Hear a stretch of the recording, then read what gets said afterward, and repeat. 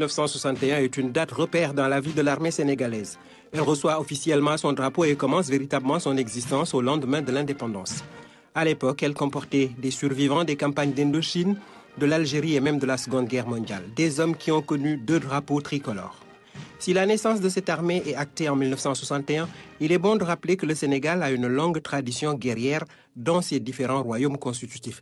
Et le corps des tirailleurs sénégalais, qui ne comportait pas que des Ndiaye et des Diop, créé le 21 juillet 1857 à Plombières, sera le soubassement de la future armée nationale.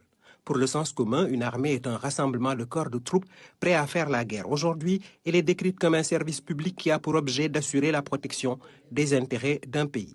Dans l'esprit de beaucoup, l'armée est un instrument de la guerre. Historiquement et plus généralement, elle l'a été et continue dans certaines parties d'un monde troublé à avoir cette fonction. Si l'armée prépare à la guerre, elle permet aussi de faire face à de nombreuses situations de crise, d'être en définitive résilient.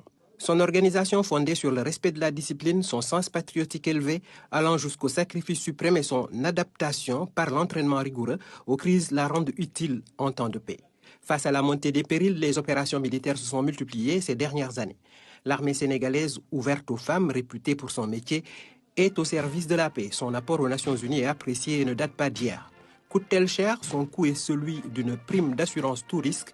Et de toute façon, l'insécurité, frein majeur à l'essor, a un prix certainement beaucoup plus élevé.